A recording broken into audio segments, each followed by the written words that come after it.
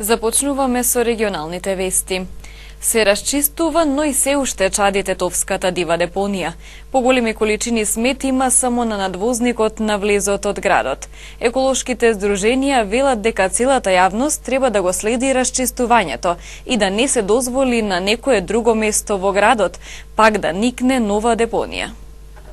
Големи количини смет веќе се отстранети од Тетовската дива депонија. Поради блокадата кон депонијата во Гостиварско Русино, камионите засега го транспортираат сметот само во Скопската депонија Дрисла. Речиси сиот смет на локацијата наспроти фабриката Жито Полок е отстранет. Моментално од отпад се расчистува надвозникот на влезот од градот, кој целосно беше затрупан со ѓубре. Еколошките здруженија го поздравуваат чистењето на депонијата, иако како што велат таа воопшто не требало да постои. После палењето на ѓубрето што се случи минатата недела, ова е најпаметен чин да се направи, значи да се исчисти, иако ова требаше да се направи многу одамна.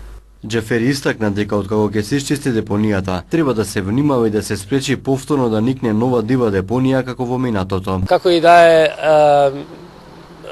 среќен сум да гледам, верувам и граѓаните на Тетово ќе бидат посреќни да знаат дека оваа депонија ќе ја снема од тука, но сепак треба да пазиме да не настане некоја друга депонија, пошто сме имале случај низ времето кога депонии се исчистиле од едно место и никнале на друго место. Тоа треба да припазиме да не ни доаѓа до тоа. И исто така треба да се следи работата, значи каде се фрла овој отпад што се зема тука од Тетово. Дали се депонира според прописите адекватно како што треба, или дали се фрла било каде и да ни настанат диви депонии низ полиња, низ други села и градови. Дивата депонија во Тетово се запали на 19 месецов. Пожарот се стави под контрола во текот на денот, но градот неколку дена беше прекриен во густ црн чад кој доаѓаше од дивата депонија. Таа денеска се уште чади, а низ градот се шири неподнослива миризба. Градските власти рекоа дека депонијата целосно ќе биде расчистена, најверојатно од почетокот од месец септември, пошто ќе следува дезинфекција, дезинсекција и дератизација на површината, каде 4 години без никакви стандарди јавното комунално претпријатие Тетово го претовараше комуналниот отпад.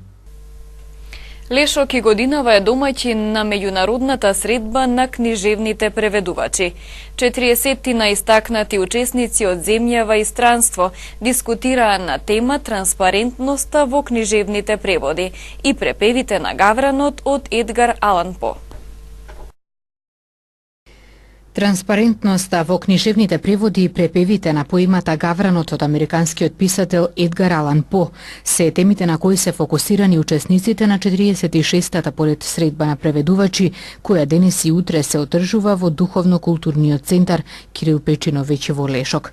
Вкупно 40 на универзитетски професори, слависти и поети заеднички ја истакнуваа силната потреба од транспарентното преведување, која според претседателот на Советот на средбата Стефан Симовски станува се почеста и понагласена. Ние решивме да разгледаме токму една тема која што е интересна, тоа е транспарентноста на книжевниот превод, за да се види не само во Македонија, туку во една глобална европска рамка, како тоа функционира и со колкав процент е преводот застапен и начинот на преведување, да се направи анализа, дали се преведува од оригинал или се преведува со посредство на друг јазик. Значи, ние сме свесни дека малите јазици мора да комуницираат меѓу себе со посредство на друг јазик, меѓутоа што се однесува на големите или пошироките јазични пространства, таа комуникација наш став е дека мора да биде исклучиво од оригинал.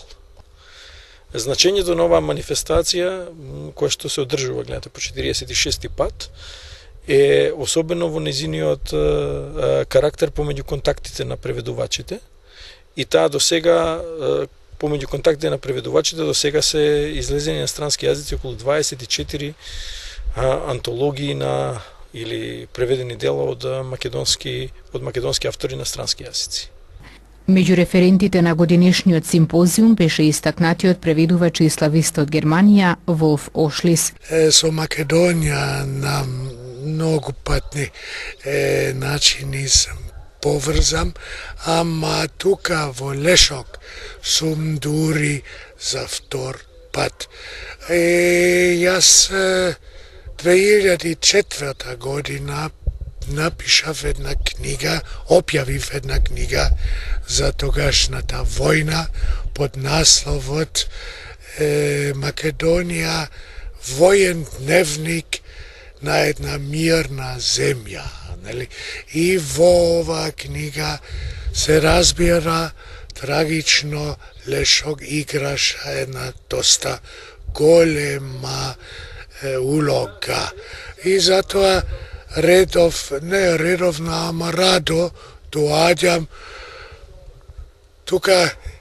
Мощно е, инспиративно е да се дискутира годинава, споруваме за преведувањето.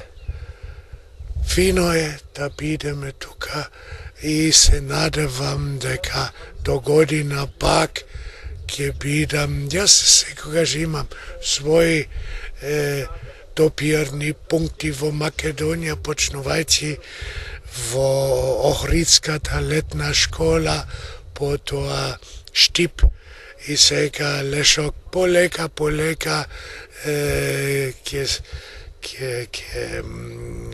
се запознавам со сите делови. И покрај финансиските потешкоти со кои се соочува оваа средба, и годинава го задржа својот меѓународен карактер, па учесници имаше и од Кипар, Германија, Бугарија, Хрватска и Србија.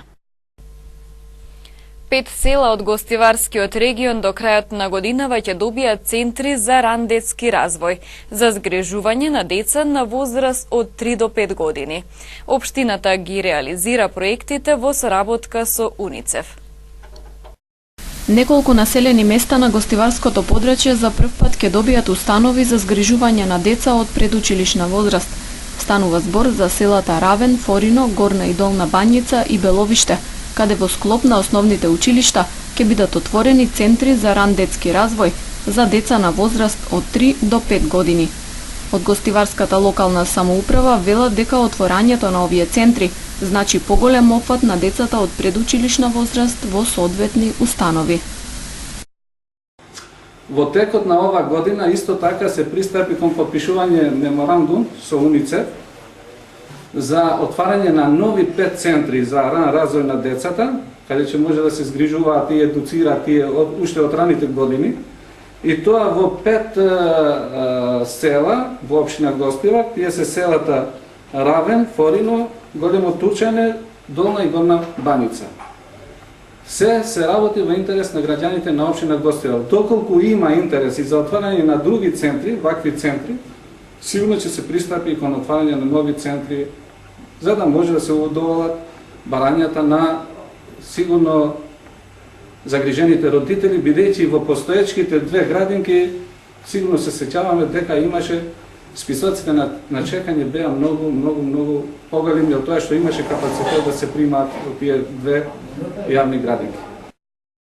Договорот предвидува општината да обезбеди простории, плати на вработените, трошоци за струја, вода, грејење и слично, додека УНИЦЕФ ќе обезбеди средства за адаптација на занималните, набавка на потребната опрема како мебел, разни реквизити, играчки и друго што се користи за работа со децата од предшколска возраст.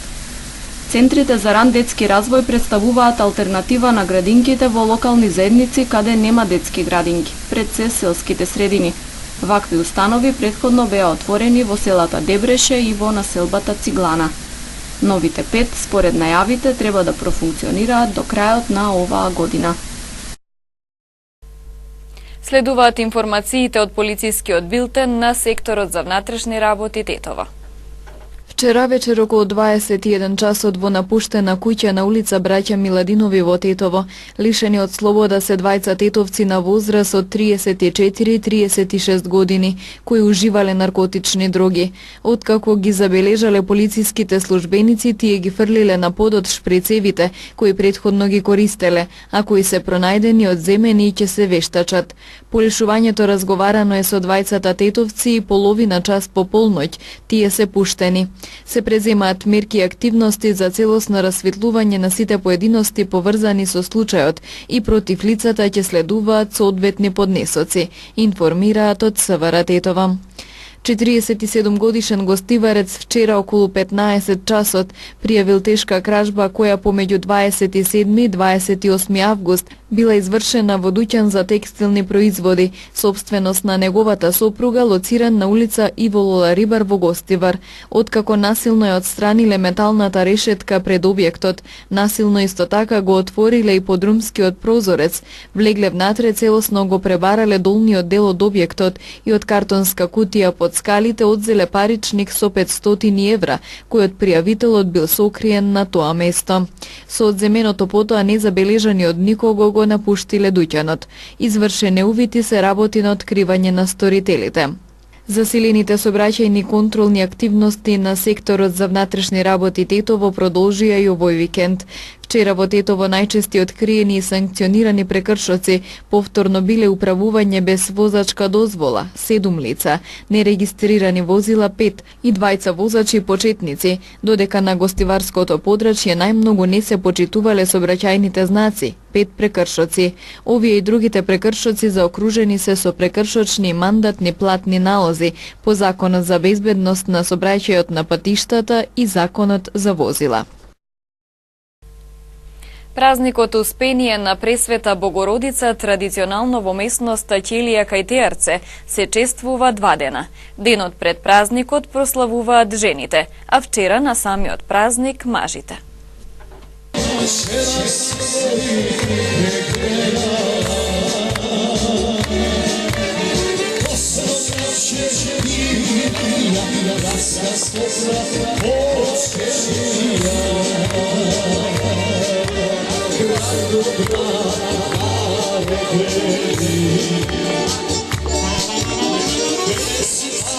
Многу весело со песни, музика и заеднички ручек. Вчера мажите од Теарце, но и од околните села и од диаспората го прославија празникот Успение на Пресвета Богородица во местноста Ќелија.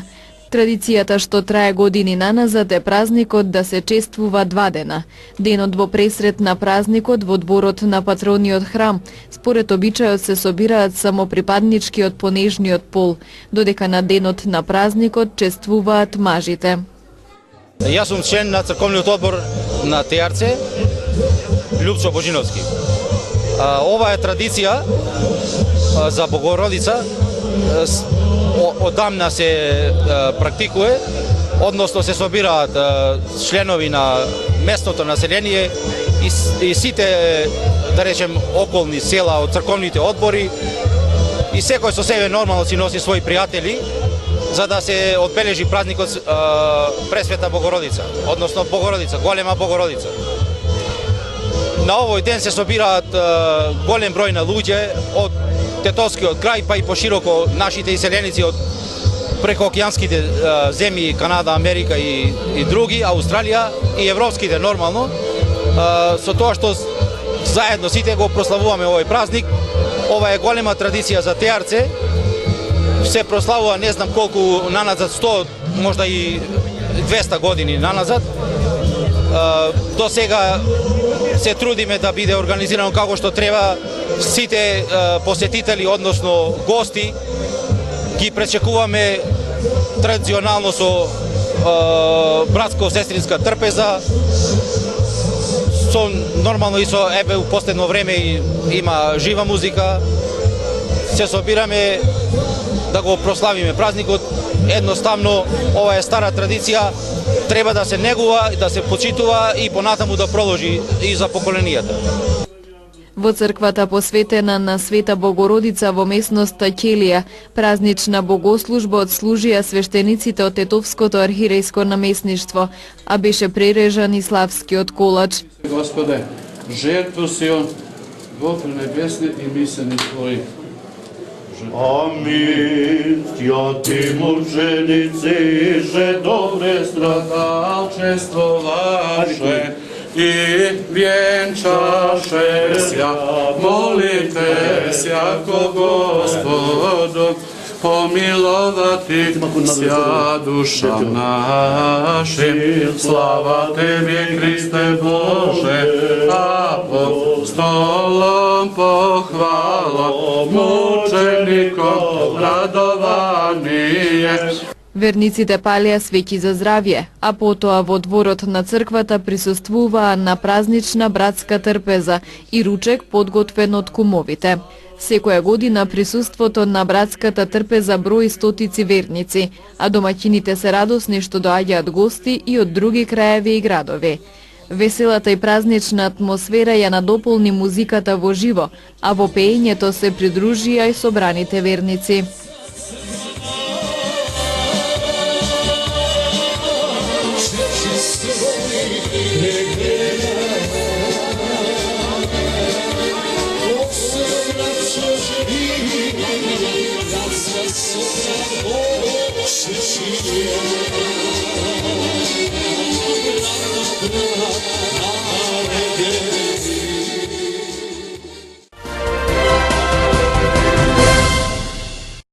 Председателот на Советот на јавни обвинители Петар Аневски денес поднесе оставка од функцијата.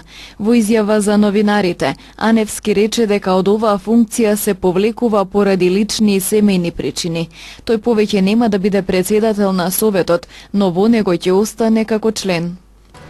На денешната седница поднесов оставка од вршење на функцијата председател на Советот на јавни обвинители на Република Македонија заради лични и семејни причини. Четврток членовите на Советот ќе одлучуваат по мојата оставка, дали ќе ја прифатат или не, тоа е нивна работа. Јас важно тоа го поднесов, тоа е точно. До кога ви е вашиот мандат како член на Советот и дали и понатаму ќе останете дел од Советот? Секако дека ќе останам член, бидејќи јас сум избран од јавното обвинителство, од Битола, значи од тоа подрачје на висшето обвинителство и ќе продолжам со функцијата член на Советот на јавни обвинители од 1 септември, доколку биде усвоена оставката, од 1 септември 2017 година, па се додека има услови за тоа. Ми истекува, сега ќе ви кажам точно, ми истекува 2020 година. Да, уште 3 години имам да ја вршам функцијата член на Советот на јавни обвинители на Република Македонија.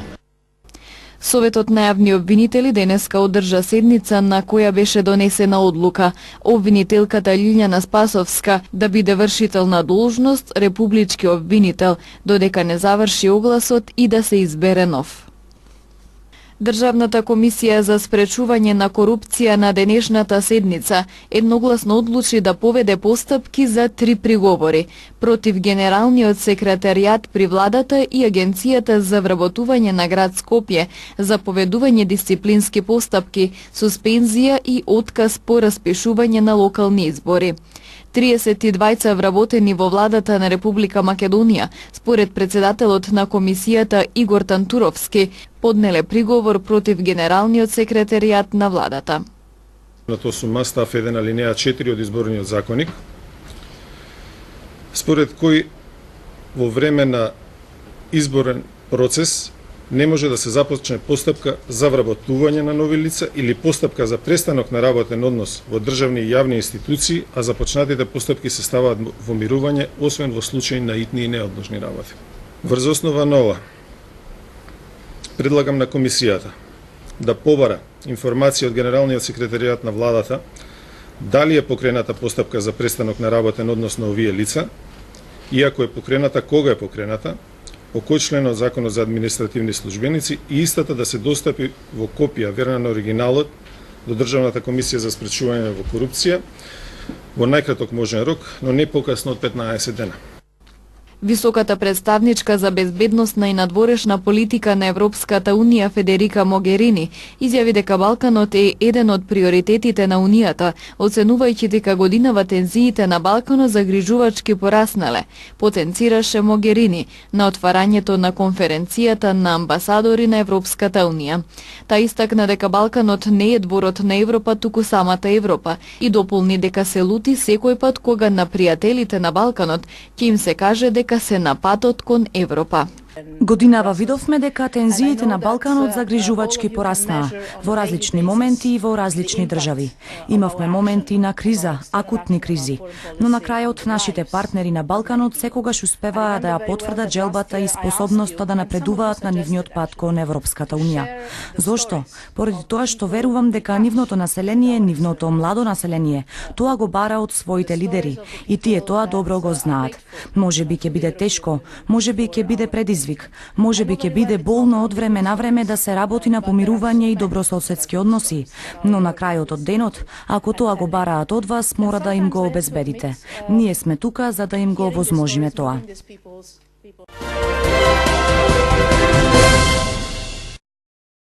Советот за безбедност на Обединетите нации денеска ќе одржи итна седница на барање на САД, Јапонија и на Јужна Кореја, откако Пјонкјанг истрела балистичка ракета, што ја прелета територијата на Јапонија пред да падне во Тихиот океан.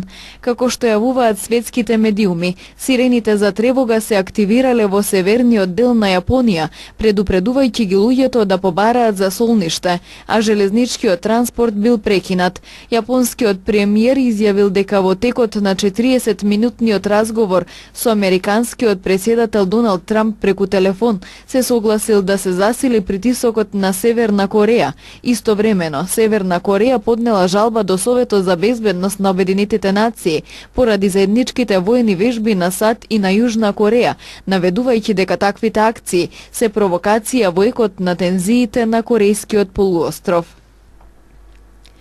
Бројот на загинати во експлозијата во простории на банка лоцирана до Американската амбасада во Кабул порасна на 5, според последниот биланс ранети се 9 лица.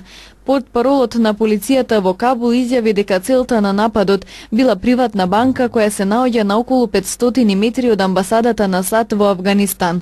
За сега никој не презеде одговорност за нападот, но светските агенции не исклучуваат дека се работи за акција на талибански извршители, кои што често вршат напади на банки на крајот на месецот, кога државната администрација и воените лица во оваа земја чекаат ред за плата.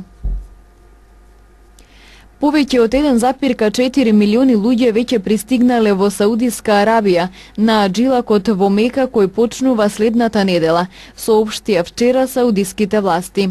Се очекува годинава во аджилакот да учествуваат над 2 милиони верници, меѓу нив и иранците кои во 2016 година беа отсутни. Аджилакот е една од 5 обврски кои секој муслиман мора да ги исполни барем еднаш во животот, ако за тоа има можност. Во 2016 година во аджилакот учествуваа 1,8 милиони верници, но на ирански аџии, чија бројка се проценува на околу 60.000, учеството не им беше дозволено, бидејќи Ријад и Техеран не успеа да се договорат околу прашањето за безбедноста и логистиката. Бројот на жртвите во ураганот Харви што ја погоди американската сојузна држава Тексас се искачи на 4. Локалните власти стравуваат дека ќе се зголеми бројот на жртвите по повлекување на надојдената вода. Градоначалникот на Хјустон истакна дека во центрите за привремено сместување има околу 6200 луѓе. Гувернерот на Тексас побара да се мобилизираат 12.000 резервисти од Националната гарда, кои ќе бидат ангажирани за укажување на помош на настраданите, како и на лицата кои останале без дом, но и во потрага по жртвите. Во Хјустон во текот на последните неколку дена падна околу 75 сантиметри дожд на метар квадратен. Државната хидрометеоролошка служба на својот твитер налог наведе дека станува збор за поплави од катастрофални размери, што се уште го загрозуваат југоисточниот дел на Тексас и југозападниот дел на Луизијана. Властите очекуваат дека повеќе од половина милион лица ќе побараат помош.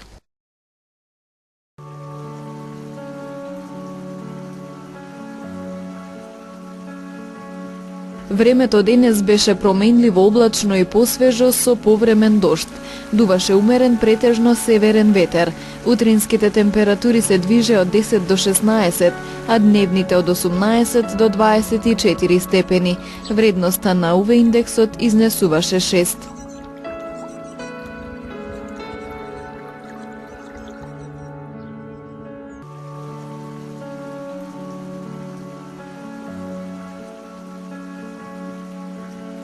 Утре не очекува променливо облачно и посвежо време.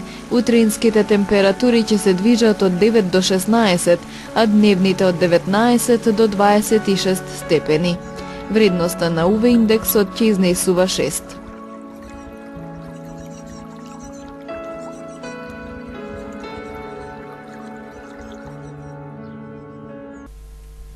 Овде е крајот на регионалните вести. Пријатна!